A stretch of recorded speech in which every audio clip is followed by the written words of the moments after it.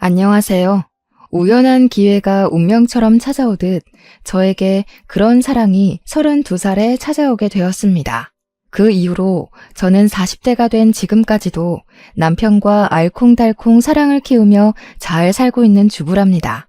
제 이야기는 조금 황당하기도 하고 어이도 없고 나름 사이다 팍팍 들어간 시집살이, 아니 동서에 뻗대는 이야기입니다. 우리 시어머니도 저에게 그렇게까지 시집살이를 시키지 않았었는데 저보다 일찍 시집 왔다는 이유로 동서가 손윗사람인 저에게 그렇게 어이없는 짓을 많이 했네요. 저라고 가만히 두고만 보는 성격은 아닌지라 동서와 같이 들이받고 싸우고 나니 속은 참 시원합니다. 그럼 지금부터 저의 이야기를 한번 시작해 보도록 하겠습니다. 제가 남편을 만난 건 32살에 동네에서 중고거래를 하고 있었을 때였습니다. 그때만 해도 중고거래를 전문으로 하는 앱 같은 게 없었기에 인터넷 카페에서 중고거래를 하던 시기였죠. 저는 필요한 물건들을 조금이라도 저렴하게 구매하기 위해서 매일 그 카페를 들락날락하면서 물건을 검색하고 구매하고 했어요. 그러다가 눈여겨보고 있던 커피 머신이 색을 알림에 딱 떠 있더라고요.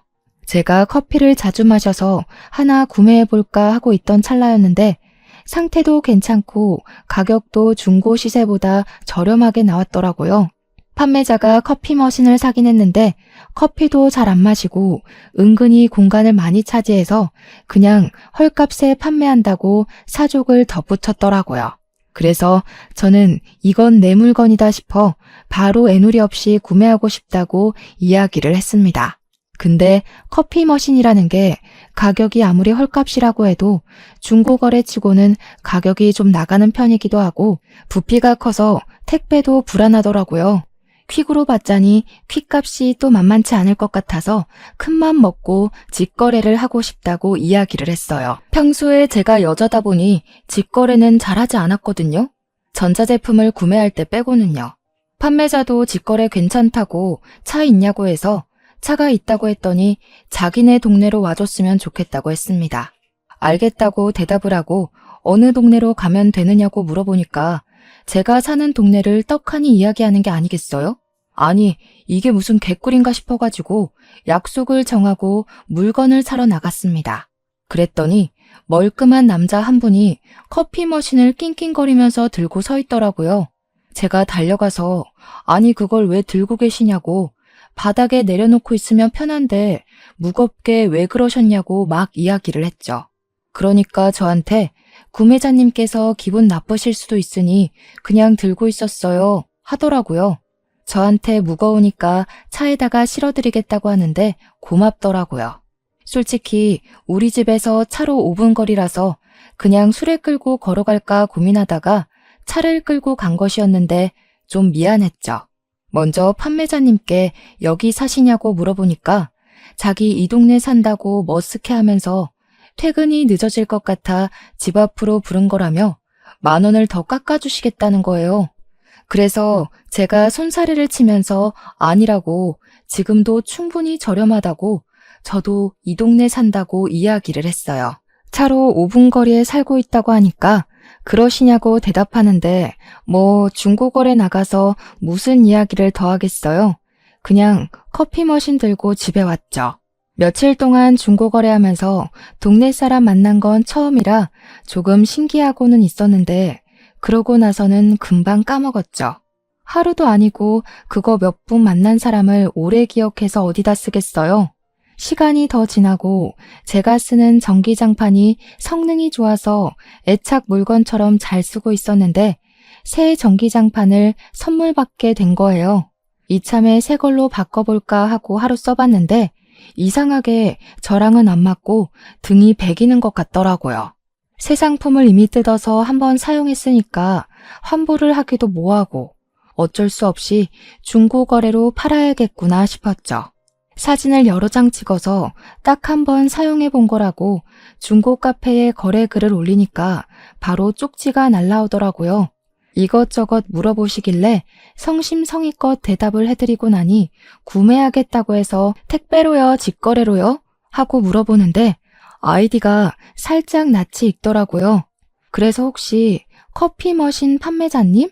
하고 물어보니까 맞는다고 하시는 거예요. 그래서 제가 집도 알겠다, 퇴근하는 길에 가져다 드리겠다고 대답을 했죠. 전기장판을 차에 싣고 갔다가 퇴근하면서 그 남자 동네로 가서 물건을 건네주니까 저한테 커피 머신은 유용하게 잘 쓰고 있냐고 물어보더라고요. 잘 쓰고 있다고 커피 맛이 좋아서 큰일이라고 했더니 저한테 잠시만 기다려달라고 하더라고요. 집에 원두가 몇 봉지 굴러다니는데 커피 머신도 없고 평소에 커피를 잘 즐기는 편이 아니라고 저를 주겠대요. 먹지도 않는 거 내버려 둬봐야 유통기한만 다가온다고 필요 없다고 하시길래 그냥 화장실에 두고 탈취제로 쓰라고 했죠. 새 원두인데 그렇게 쓰기는 아깝다고 하시더라고요. 주신다는데 굳이 거절하기도 그렇고 2봉지나 새 걸로 받아왔습니다. 고맙습니다 하고 챙겨오긴 했는데 저도 그냥 받기만 하면 좀 양심에 찔리는 거 있죠. 그렇다고 굳이 뭘 챙겨주러 그 동네에 그 남자를 만나러 가는 것도 그렇고, 그래서 그 사람이 물건을 판매하기만을 기다리고 있었어요. 그 카페에 즐겨찾기라는 제도가 있어서 판매자를 소위 질차해놓고 글이 올라오면 빠르게 확인할 수 있게 알림을 주는 그런 게 있었거든요. 그 사람이 바로 영화 예매권 2장을 올렸길래 누구보다 빠르게 제가 사겠다고 이야기를 했습니다. 그런데 제가 너무 멍청했던 거예요. 영화 예매권은 만나서 주고받을 거래가 딱히 없는 거예요.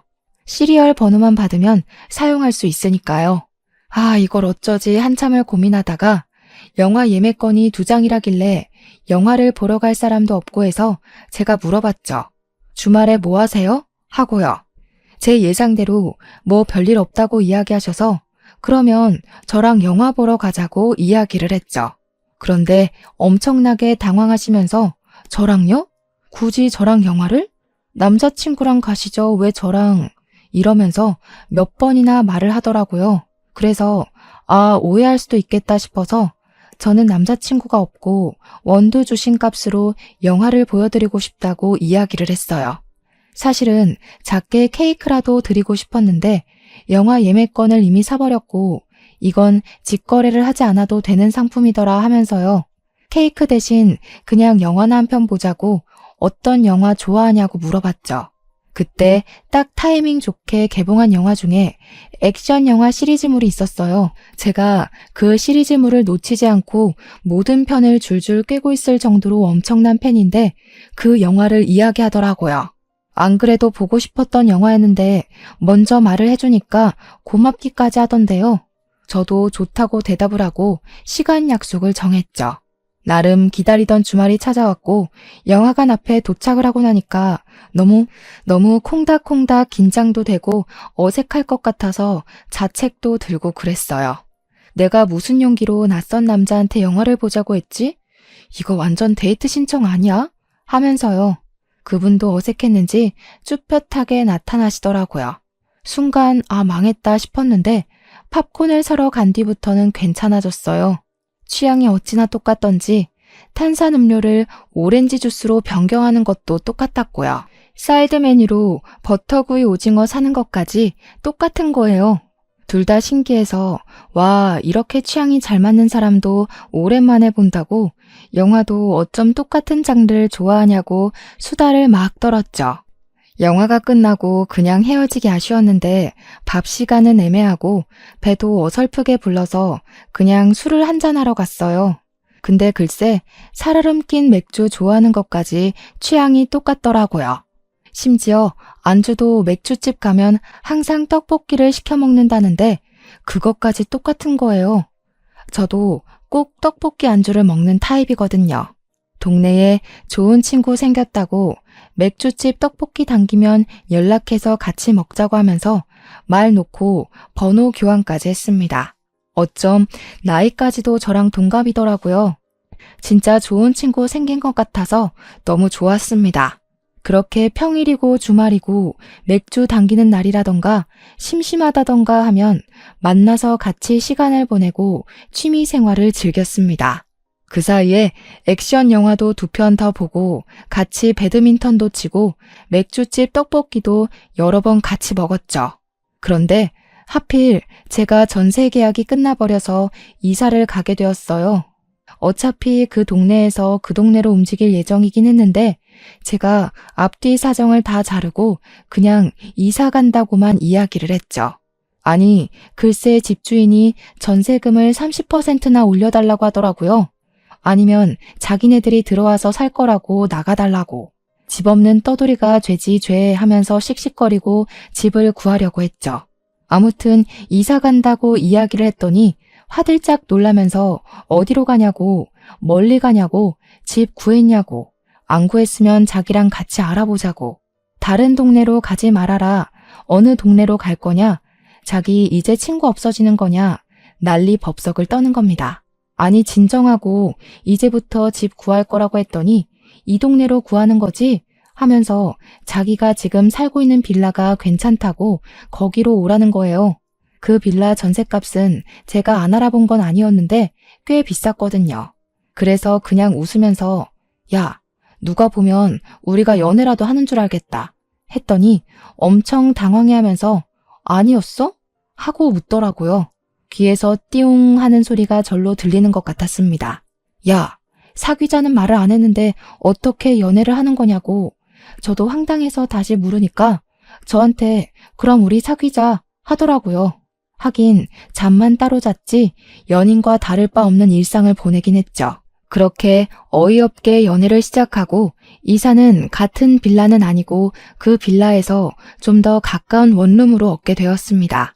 처음 영화관 데이트를 한 이후로 9개월 만에 연인이 되었고 연애한 지 2년이 좀 더 지나 우리 둘은 35에 결혼을 하게 되었어요. 이 남자랑 중고거래로 시작해서 결혼까지 가게 될 줄은 정말 상상도 못했습니다. 물론 결혼을 하는 데에도 우여곡절의 스토리가 있긴 한데 제가 간략하게 이야기를 풀어보겠습니다. 우리 남편은 아주 복작복작하고 다복한 가정에서 자랐더라고요. 무려 위로 형이 하나, 남동생이 하나, 막내로 여동생이 하나 있는 가운데 끼인 사남매 둘째였어요. 물론 남편의 형, 그러니까 아주버님은 우연히 저랑 연애하는 걸 알게 되셔가지고 그간 몇 번 만나 뵙기도 하고 밥도 같이 먹고 했습니다. 하필이면 남편 집에서 같이 밥 해먹고 쉬고 있는데 반찬을 전해주시러 형님이 오신 거죠. 그때 딱 들키고 말았고요. 형님은 우리 둘째 도련님이 결혼할 생각이 없는 줄 알았다고 깜짝 놀랐다면서 저한테 잘해줄 테니까 시집 오라고 저를 막 꼬드겼어요. 저는 무척이나 외향적인 형님의 성격 덕분에 결혼 전부터 아주버님네와 친하게 지낼 수 있었고요. 형님이 워낙 저한테 잘해주시기도 하고 음식 솜씨가 어찌나 좋으신지 정말 해주는 반찬들 제가 다 먹어치웠습니다. 형님을 만나 뵙고 결혼 생각이 좀 더 굳어졌던 것 같기도 하네요. 이렇게 좋은 손윗사람이 존재한다면 아랫사람들도 참 바르고 곱겠다 싶었거든요. 인터넷에 워낙 나쁜 시댁, 못된 시댁만 존재하니까 결혼에 대해 겁이 나기도 했고 그런데 우리 둘 다 이제 나이도 꽤 꽉 찼으니까 결혼을 하긴 해야 하고 형님만 보면 전혀 무서울 것 없는 시댁이겠다 싶었던 거죠. 남편의 남동생, 그러니까 서방님은 사고 쳐서 결혼을 4남매 중에 가장 먼저 했다고 하더라고요. 저보다 2살 어린 동서가 있었는데 제가 글을 쓰게 된 주인공이 드디어 등장하셨습니다. 저는 정말 시모보다 무서운 동서는 태어나서 처음 봤잖아요. 아니 형님도 계시고 막말로 어린 신우도 있고 시모까지 눈 시퍼렇게 뜨고 있는데 동서가 저에게 시집살이를 시킬 거라는 생각을 해봤겠어요? 우리 형님이 진짜 착한 사람이거든요. 싫은 소리도 전혀 할 줄 모르는 천사 같은 사람이요. 그러니까 시모가 시키는 반찬 심부름도 다니고 했겠죠. 근데 거기에 숟가락을 턱하니 얹는 게 동서라는 사람이더라고요. 처음 만났을 때는 정말 가관이었습니다. 초등학교에 들어간다는 시조카를 데리고 상견례 자리에 떡하니 나타나서는 우리 부모님도 계시는데 애는 뒷전이고 저한테 이것저것 따져 묻더라니까요. 시부모님도 가만히 있는데 자기가 나서서 저한테 혼수는 어떻게 해올 거냐부터 시작해서 예단은 얼마 줄 거냐 하는데 우리 부모님도 아니 쟤는 누군데 저러고 있지? 뭐 저런 게 다 있지? 하는 눈으로 보고 계셨어요. 웃긴 게 집안에 동서를 말리는 사람이 하나도 없었다는 겁니다. 나중에 남편한테 따로 물어봤죠. 아니 낄 때 안 낄 때 구별도 못하고 저게 뭐 하는 짓인지 모르겠다고 했어요. 그랬더니 동서네 집이 좀 잘 사는 집안이라 시댁에서도 함부로 못한다는 게 아니겠어요? 동서가 시부모님한테 생활비를 좀 드리고 있대요. 형님네는 왜 꼼짝도 못하는 거냐고 물어보니까 잘 모르겠지만 동서네한테 돈을 빌린 게 있어서 동서한테 꼼짝을 못한다는 거예요. 저는 이 분위기에 엄청난 위화감을 느꼈고 이상하다는 생각이 들었죠. 가족끼리 뭐 동거래할 수도 있지만 그걸로 약점 잡은 사람처럼 군다는 게 영 이상하지 않으신가요? 아무튼 집안에서도 남편의 됨됨이만 보고 결혼을 허락을 해주셨고 저희는 동서의 갖은 간섭을 무시하고 결혼을 했습니다. 결혼 후에 처음으로 맞이하는 명절이 되었는데 시댁은 제사를 따로 지내지는 않지만 온 가족이 모여서 명절에 밥 한 끼는 꼭 챙긴다고 하더라고요. 며느리 되고 처음으로 맞이하는 명절에 제가 음식 솜씨는 별로지만 그래도 거들어야 하지 않겠어요? 식구만 해도 벌써 시부모님의 형님 댁에 우리의 동서에 신우까지 다 합치면 10명이더라고요. 형님이랑 저랑 일찍부터 만나서 음식을 만들기 위해 재료 손질도 하고 양념장도 서로 맛보면서 만들고 있었는데 동서가 나타나질 않더라고요. 형님한테 조심스럽게 동서는 언제 오는 거냐고 물어봤더니 형님이 절레절레 하시더라고요. 제가 이 집에 시집와서 일을 거들기 전까지 형님 혼자서 상을 다 차리셨다는 거예요. 이 많은 걸 혼자 다 하셨다고요? 하는데 그냥 웃으시더라고요. 시부모님의 내남매까지 어찌나 입맛이 제각각인지 준비해야 할 반찬이 어마어마했거든요. 신우는 시간 좀 지나니까 철썩 달라붙어서 일을 돕더라고요. 형님이랑 제 눈치 쓱 보더니 이번에도 그 여우는 안 오는 거야? 하는데 형님이 웃으면서 원래 그랬잖아요 하대요. 딱 봐도 동서 이야기를 하는 것 같아서 이걸 어떻게 받아쳐야 하는 건가 고민을 하고 있었죠. 시댁에서 눈치를 볼 수밖에 없는 거예요. 한쪽 말만 듣고 어디로 치우치게 행동하는 것도 영 마음에 내키지 않았고요. 점심시간 딱 맞춰서 상을 대충 차리고 치울 거 치우고 하고 있는데 동서네가 두 손 무겁게 엄청 많은 선물을 사들고는 저희 왔어요 하더라고요. 한우랑 과일이랑 시부모님 드실 한약이랑 무거워 죽는 줄 알았다면서 앓는 소리 내면서 생색을 내더라고요. 저랑 형님이랑 신우랑 3명이서 상 차리고 있는데 거들떠보지도 않고 시부모님 방에 틀어박혀서 뭘 하는 건지 나와보질 않대요. 한참 뒤에 식사하세요 하고 부르니까 그제야 슬그머니 나오더니 한우 상자 딱 들이밀면서 저보고 구우면 된대요. 제가 네? 뭐라고요? 하니까 이거 구워 먹으려고 사온 거니까 구우시면 된다고요 하는 거예요. 아니 동서가 사온 거면 지금이라도 동서가 구워. 형님이랑 신우랑 우리가 다 밥상 차렸는데 이거는 동서가 해도 되잖아. 불판 가져다 줄게. 돈 내서 한우 사온 사람이 굽기까지 해야 돼요? 동서는 우리 집 식구 아니야? 차려진 밥상에 숟가락이라도 올렸으면 몰라도 준비 다 됐다고 하니까 그제야 나와놓고는 이건 아니지. 그러니까 동서가 굽는 게 좋겠어. 그랬더니 입을 삐죽이면서 쪼르르 시모한테 달려가서는 고자질을 하더라고요. 어머님, 둘째 형님이 글쎄 저보고 고기를 구우라고 시키네요. 저 서러워요. 제가 일이 바빠서 늦게 온 건데 그래서 선물까지 다 사온 건데. 제가 순간 이게 무슨 일이지? 하면서 머리를 굴리고 있는데 형님이 슬그머니 오시더니 내가 구울게 하면서 주방으로 한우를 들고 가시더라고요. 시부모 포함해서 남은 사람들은 전부 식탁에 둘러앉아 있고 신우가 보다 못해서 저도 같이 구워요 하면서 일어나더라고요. 그런 분위기에서 어떻게 저만 밥을 먹을 수 있겠어요? 앉으라는 시부모의 말에 그냥 일어났죠. 저만 일어나기 고가워서 동서한테 이왕 하는 거 같이 구우면 빠르게 할 수 있으니까 같이 하자고 이야기를 했죠. 그랬더니 시모가 인상 팍 쓰면서 숟가락을 탁 소리나게 내려놓더라고요. 예, 우리 막내 며느리는 그런 거 할 줄 모른다. 돈 턱턱 갖다 바치고 선물도 바리바리 싸우는데 그런 것까지 해야 되겠니? 그 소리에 제가 어이가 없어서 빤히 시모를 보고 있으니까 우리 남편이 제 눈치를 싹 보면서 우리 마누라 밥 먹을 때 같이 먹을래 나도 하면서 일어나더라고요. 부엌으로 가서 형수님 저도 같이 구울게요 하는데 저는 그냥 고기나 굽고 있기가 싫은 거예요. 가만히 앉아서 아무것도 모르는 척하는 동서도 너무 얄밉고요. 그래서 지갑에서 미리 시부모님 용돈 드리려고 준비했던 돈을 시모 앞에 딱 내려놓고 말했죠. 저도 돈 턱턱 내놓으니까 고기는 나중에 구워도 되는 거죠? 형님, 신우, 여기 와서 같이 식사해요. 너 지금 뭐 하는 거니? 고기 구워오라니까? 돈 턱턱 갖다 바치면 고기 안 구워도 되는 거 아니었어요? 그러면서 가만히 서서히 꼬락서니를 바라보고 있던 신우와 형님을 끌고 왔죠.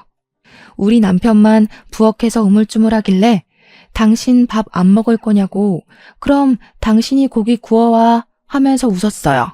우리 남편도 제 성격 아니까 그럴까 그럼? 하면서 부엌에서 고기 구워올 준비하더라고요.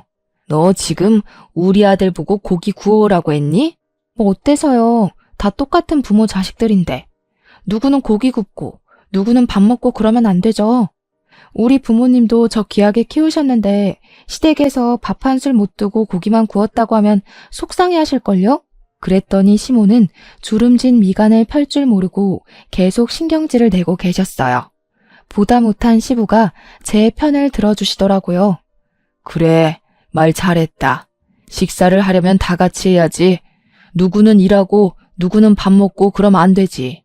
고기는 나중에 알아서 나눠줄 테니까 와서 밥 먹자. 그네도 우리 딸도 어서 앉아서 밥 먹어. 시무랑 동서만 저를 원망스러운 눈으로 딱 째려보는데 둘이 짝짝꿍 맞춰서 사는 것 같더라고요. 이로써 제대로 알게 되었죠. 저 두 사람이 시집살이의 원흉이구나 하는 걸요. 시부모한테 생활비를 준다는 것도 알고 보니까 그냥 매달 시모한테 용돈을 드리는 것이었습니다. 형님네는 아주버님 사업이 오락가락하셔서 용돈을 꾸준히 드리지 못했던 거지. 그래도 돈이 좀 되는 달에는 용돈 드렸더라고요. 신우야, 아직 사회초년생이고 돈을 모아야 할 시기니까 딱히 챙기지 않았던 것 같고요. 저도 곰곰이 생각을 해보니까 용돈 드리는 게 그렇게 나쁜 방법은 아닌 것 같았어요. 동서랑 동일한 선상에 놓여 있어야 할 제가 길을 펴고 살 수 있겠더라고요. 우리 집이고 시댁이고 한 달에 50만 원씩 정도 용돈 드리는 거 경제적으로 큰 부담이 되는 일은 아니더라고요. 남편도 전문직이고 저도 중견기업 과장이었으니까 그 정도쯤은 해드릴 수 있다고 딱 계산이 나온 거죠. 어차피 애 낳기 전까지야 크게 돈 들어갈 일도 별로 없었고요. 저도 동서처럼 시모한테 매달 용돈을 주고 제가 하고 싶은 대로 할 말 다 하면서 사는 게 속 편하겠다 싶었던 거죠. 형님네도 동서네한테 돈 빌렸던 거는 사업자금 구멍난 거 메꾸느라 5천만 원을 빌렸던 건데 꽤 많이 갚아서 반절 조금 넘게 남았다고 했어요. 형님이 돈 때문에 너무 기죽어서 사는 것 같다는 생각이 들어서 마음이 좀 그랬습니다. 이게 막 형님이랑 끈끈한 정을 나눠서 그렇다기보다는 동서 하는 꼴이 너무 마음에 안 들어서 그런 거죠. 그렇게 첫 명절이 어영부영 끝이 나고 3월이 되었어요. 3월이 되니까 새 학기가 시작이 되잖아요. 동서가 단톡방에다가 글을 띡 하나 올리더라고요. 시조카가 이번에 초등학생이 됐으니까 가족들 모두 입학 선물을 준비하라고 통보하듯이 이야기를 하더라고요. 아니, 집도 잘 산다고 하더니 뭘 그렇게 못 받아가서 안달인지, 진짜 잘 사는 게 맞는지 의문이 들 정도였죠. 저한테 무슨 쇼핑몰 링크 하나를 보내주면서 확인해 보라길래 보니까 무려 40만 원짜리 책가방을 사달라고 하는 게 아니겠어요? 신우한테는 글쎄 아가씨 돈 별로 없죠? 하면서 봐줬다는 듯이 시조카 옷 한 벌이나 사달라고 하더라고요. 형님네한테는 바라는 거 없으니까 돈이나 하루빨리 갚으라는데 진짜 미친 줄 알았다니까요. 그게 시댁 식구들 전부 모여있는 단톡방에서 할 말인가요? 저도 가만히 있어서는 안 되겠다 싶어서 40만 원 맡겨놓은 사람처럼 군다고 그냥 필통이나 하나 사드릴게요 했죠. 그랬더니 저한테 호들갑 다 떨면서 둘째 형님 필통이 뭐예요 쪼잔하게 이러는 게 아니겠습니까? 그래서 제가 동서한테 딱 이렇게 말했어요. 우리 동서 나 결혼할 때 축의금 10만 원 냈던데 내가 40만 원짜리 가방을 사줘야 할 이유가 있을까? 하고요. 돈도 많으면서 나한테는 10만 원 쓰고 지금 40만 원짜리 가방 사달라고 그러는 거냐고 양심 없다고 웃는 이모티콘 써가면서 말했어요. 그러자 시모가 갑자기 끼어들어서는 아니 막내 며느리야. 둘째네 결혼할 때 100만 원 축의금 했다고 하지 않았니? 하더라고요. 이 여우 같은 계집애가 저한테는 10만 원을 축의해놓고 100만 원 냈다고 거짓말이라도 쳤나 봐요. 동서가 당황했는지 한참 단톡방에서 말없다가 수표를 헷갈렸나 봐요. 100만 원짜리 넣은 줄 알았어요. 하더라고요. 헷갈릴 턱이 있겠어요? 10만 원을 수표로 넣었으면 몰라도 5만 원짜리 2장 넣었던데. 그래서 5만 원짜리 2장 넣었던데요? 요즘 수표는 노란색인가? 하고 보냈더니 동서가 아예 대꾸를 안 하더라고요. 그렇게 한 방 한 방 먹여가는 사이에 저랑 동서 사이는 점점 나빠졌죠. 그런데 그럴수록 신우랑 형님이 제 편에 딱 든든하게 서주더라고요. 둘 다 동서에게 당한 일이 한두 개가 아니라고 저한테 막 털어놓기 시작하는데 와, 이야기를 듣는데 어떻게 시부모님은 이런 조악한 거짓말과 술수에 넘어가나 싶더라고요. 신우한테는 은근히 나중에 뭐 해먹고 살라고 그렇게 클럽이랑 나이트만 다니냐고 시모 앞에서 난리를 쳤다고 하더라고요. 신우가 SNS에 놀러간 사진을 올렸더니 무슨 돈이 있어서 그 나이에 그렇게 놀러 다니냐고 남자친구가 혹시 늑다리 부자고 그런 거 아니죠? 하면서 농담이에요 했다는데 신우 입장에선 그게 농담처럼 들리겠냐고요. 시부모님이 그 이야기에 열이 받아가지고 신우 늦게 다니지 말라고 통금 바로 정해버리고 외출 금지까지 시키고 난리를 쳤대요. 글쎄 동서랑 들이받고 싸우고 난리를 쳤는데 그러면 그럴수록 동서가 야실야실하게 시부모 부추겨서 신우를 곤란하게 했다고 하더라고요. 신우가 질염이 자주 생겨서 사실 여자들은 감기 같은 거잖아요. 치료만 제때 받으면 되는 가벼운 염증인데 그것 때문에 산부인과에 치료를 받으러 다녔는데 그 병원이 동네에서 꽤 큰 산부인과고 저희 시댁 식구들이 다 한 동네를 사니까 동서를 마주친 거죠. 시모한테 가서 신우가 자꾸 산부인과 다니는 게 이상하다고 했다는 거예요. 글쎄 애먼 짓만 안 했으면 갈 일이 없는 거 아니냐면서 자기는 처녀 때 산부인과 안 가봤다고 하면서요. 시모가 아니라고 제 아파서 다니는 거라고 했는데 그때마다 동서가 의미심장하게 신우가 뭐 괜히 아프겠냐고 했대요. 산부인과 진료를 받을 정도로 아프다고요? 괜히요? 이러면서 아무것도 몰라요 하는 얼굴로요. 신우가 그것 때문에 진짜 너무 스트레스 받고 동서랑 완전히 등졌다고 하더라고요. 남자친구도 없는데 SNS에 친구들이랑 어디 좋은데 놀러가면 단톡방에 괜히 시비를 건대요. 신우, 새 남자친구 생겼어요? 아, 그래서 지난주에 산부인과 간 거예요? 이러면서 시부모님이 정말 오해하게요. 진짜 골 때리지 않나요? 형님한테는 더하면 더했지 덜하진 않았더라고요. 돈 빌려준 거를 빌미로 시댁에 무슨 행사나 일만 있으면 형님이 하세요. 형님은 저한테 잘하셔야 돼요 하면서요. 돈 빌려준 게 재작년인데 그때부터 명절만 되면 딱 밥 시간 맞춰서 오고 일은 하나도 안 한대요. 조카 생일만 되면 이자 갚은 셈 치고 이거 사줘라 저거 사줘라 난리를 치는데 웃긴 게 이자까지 갚으면서 돈 갚고 있다는 겁니다. 거기다가 형님네가 지금 사업이 잘 안 풀리는 중이라 아이를 가지는 걸 점점 미루게 되나 봐요. 그랬더니 시부모 부추겨서 형님네 불임인 거 아니냐고, 속아서 결혼시킨 거 아니냐고, 산부인과 가서 불임 검사라도 받아봐야 할 것 같다면서 애를 왜 안 가지냐고 일일이 참견을 한대요. 시모가 그 말에 또 혹해서 시모 손잡고 산부인과 가서 불임 검사까지 받았다고 하는데, 형님이 그 이야기하면서 억울했는지 막 우시더라고요. 와, 진짜 못된 년이다. 이 말 말고는 설명할 방법이 없는 거 있죠?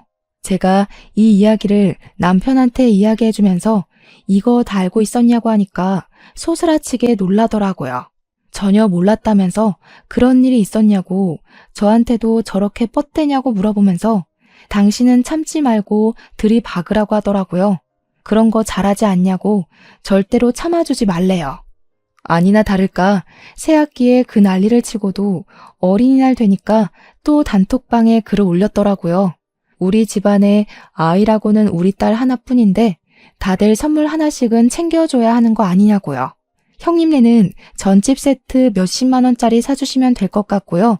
하면서 우리 보고는 아이 침대를 사달라고 하더라고요. 무려 프레임만 80만 원짜리 침대를 보내면서 우리 딸이 이게 마음에 든대요 하더라고요. 신우한테는 우리 신우는 돈 없으니까 장난감 하나 사주세요 하면서 10만 원짜리 장난감을 보내고요. 시모는 그 와중에도 우리 집안에 손주라고는 하나뿐인데 선물 좀 챙겨주라고 하더라고요. 저한테 꼭 집어서 둘째 너는 새학기 때 입학 선물도 안 사줬잖아 하는데, 제가 챙겨야 할 의무가 있는 건 아니잖아요?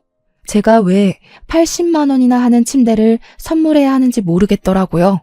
어머님, 아직 우리 남편 어린애 취급하시면서 어린이날 선물은 안 주세요? 저희 침대도 불편한데 이번에 받은 브랜드 침대가 600만 원이더라고요. 어린이날 선물로 하나 사주시면 감사하겠습니다. 그러니까 시모가 말이 쏙 사라지대요. 그때 신우가 막 웃는 이모티콘을 보냈어요. 그래, 엄마랑 아빠가 자식들 선물 챙겨줘야지. 나는 그럼 디사 헤어드라이기 사줘. 80만 원짜리. 그 말에 아주버님도 쌓인 게 있었는지 바로 이야기하더라고요. 나는 현금으로 주세요. 우리 와이프 못 가지요. 시모랑 동서만 입 꾹 다물고 숫자만 사라지더라고요. 시부가 나서서 어린이날 같은 건 부모가 알아서 챙기고 우리 자식들은 자기가 용돈 주겠다고 10만 원씩 송금해 주시더라고요. 신우랑 형님이 저한테 따로 톡이 와서는 사이다 마셨다고 덕분에 10만 원 용돈 생겼으니까 커피를 쏘겠다고 했어요. 그래서 우리 셋이서만 따로 자리를 마련해서 만나게 됐죠. 그동안 서러웠던 이야기도 술술 해주는데 정말 그 이야기를 들으니 온몸이 부들부들 떨리더라니까요. 그래서 저는 이번 명절에도 동서가 저희한테 또 고나리 짓 하면 제대로 복수를 해주겠다고 마음을 먹었죠. 명절을 기다리던 와중에 제가 임신을 하게 된 것을 알게 되었어요. 남편이랑 저랑 둘 다 완전 경사 났다고 난리가 났는데 남편이 토요일 오전에 급하게 출근을 해야 해서 저 혼자 병원을 찾아가게 됐어요. 산부인과 가서 검사를 받았는데 자리를 잡긴 했지만 조금 불안하다고 조심하라고 하더라고요. 스트레스 받지 말고 몸 많이 움직이지 말고 유산 방지 주사 한 대 맞고 가라고요. 그래서 주사실 앞에서 기다렸다가 주사를 맞고 집으로 돌아와서 남편이랑 상의 후에 안정기를 찾을 때까지 비밀로 하기로 했어요. 그렇게 기다리던 명절이 왔고 남편이 저한테 절대로 일하지 말라고 자기가 다 막아주겠다고 하더라고요. 아니나 다를까 가자마자 시모가 갈비찜을 좀 했으면 좋겠다고 핏물은 빼놨다고 저한테 고기 덩어리를 던져주시더라고요. 그래서 형님이랑 저랑 갈비찜 양념을 하고 있었죠 뭐. 제가 아직 입덧을 하기 전이라서 그렇게 티는 안 났거든요. 신우는 막내 올케는 언제 온대? 하니까 시모가 대수롭지 않게 친정 갔다가 오겠지. 걔 바쁘잖아 하더라고요. 그래서 제가 눈치 없는 사람처럼 나도 우리 엄마 보고 싶다. 우리도 친정 갔다 올걸. 이랬죠. 일부러요. 그러니까 시모가 도끼 눈을 뜨면서 명절에 무슨 친정을 먼저 가 이러더라고요.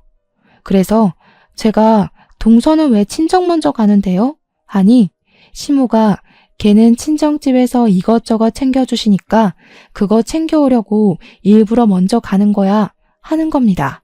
진짜 말이 안 통해서 원. 밥 다 차리고 나서 남편이 슬그머니 저한테 오더니 괜찮냐고 물어보길래 끄덕였어요. 동서네가 그때쯤 도착하고 다 같이 둘러앉아서 밥을 먹는데 동서가 무슨 할 말이라도 있는 사람처럼 저를 빤히 보더라고요. 그러면서 둘째 형님, 제가 뭐 물어볼 게 있는데 하면서 입을 여는데 딱 봐도 시비를 걸고 싶어 하는 사람 같았어요. 그래서 뭔데요? 하니까 저한테 어머 이걸 물어봐도 되나? 하면서 말을 하더라고요. 둘째 형님도 혹시 불임, 난임 뭐 이런 거예요? 그게 무슨 소리야 갑자기? 아니, 제가 얼마 전에 토요일 산부인과 갔는데 둘째 형님이 주사실 앞에 딱 있길래 그 주사실이 원래 시험관 할 때 주사 맞고 그런 데잖아요. 애가 잘 안 생기시나 봐요? 여보, 우린 진짜 축복이다. 애가 먼저 딱 들어서서. 제가 아무 소리 안 하고 동서를 빤히 쳐다봤죠. 진짜 일부러 저러는구나. 어이가 없었고요. 아휴, 우리 어머님 아버님은 어떡해요? 손주라고는 저한테서만 보시겠어요. 진짜 치사하게 이런 말까지 하고 싶진 않았지만 아들도 아니고 딸이면서 무슨 유세를 저리 떠는지 남편이 화가 나는지 한마디 끼어들려고 하는 걸 제가 딱 말렸죠. 뭐야, 진짜냐? 첫째도 그렇고 둘째도 그렇고 어찌 된 게 멀쩡한 애가 없어? 오호, 애들이 제일 속상할 텐데 그냥 가만히 있어. 셋째 너도 분위기 봐가면서 그런 말을 해야지. 온 가족이 동서를 쳐다보는데 혼자 뭐 어때서? 하는 얼굴로 있더라고요. 아니, 제가 신우한테도 맨날 말하잖아요. 여자가 몸을 소중하게 생각해야지. 그러다가 나중에 형님들처럼 임신하기도 어렵고 그렇다니까요. 갑자기 신우한테 저런 이야기를 하는 이유가 너무 빤하더라고요. 아주버님이 부들부들하는 형님을 끌어안고 동서한테 한마디 하셨죠. 보자 하니까 재수씨 말이 심하네. 우리가 돈 좀 빌렸다고 유세를 떨어도 유분수지. 지금 손윗사람 무서운 줄도 모르고 너무 나대는 거 아니야? 손윗사람이 손윗사람 같아야 뭐 손주를 떡하니 안겨준 것도 아니고 용돈을 드리는 것도 아니고요. 형님들이 하셔야 할 의무를 제가 하고 있잖아요. 그러니까 아주버님이 벌떡 일어나서 휴대폰을 쥐고 막 뭘 하시더니 서방님한테 휴대폰을 확 들이미시더라고요.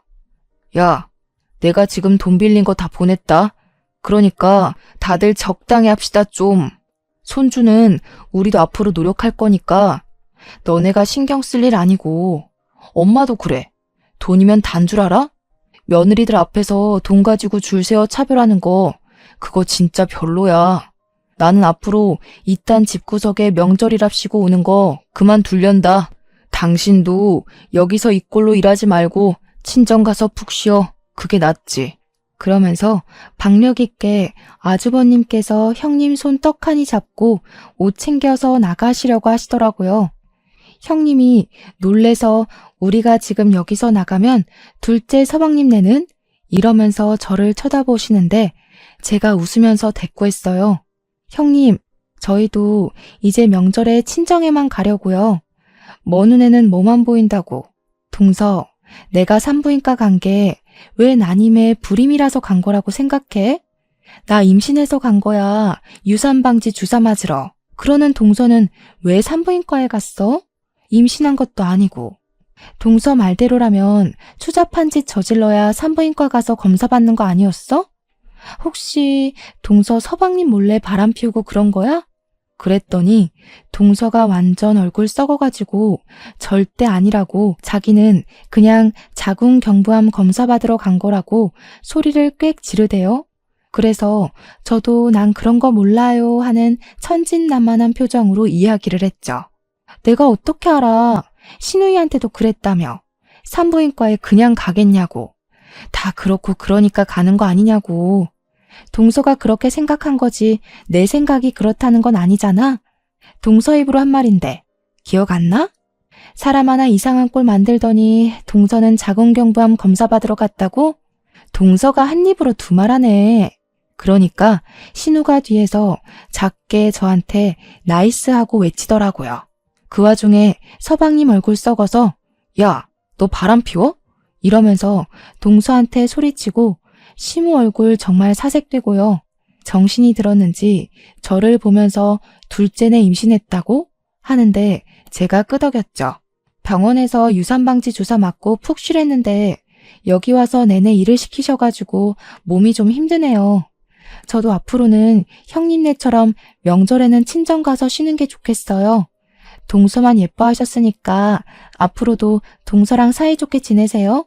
그러니까 시모가 당황해하는데 남편이 딱 제 말 끝나기 무섭게 외투랑 가방이랑 챙기더니 가자고 하더라고요.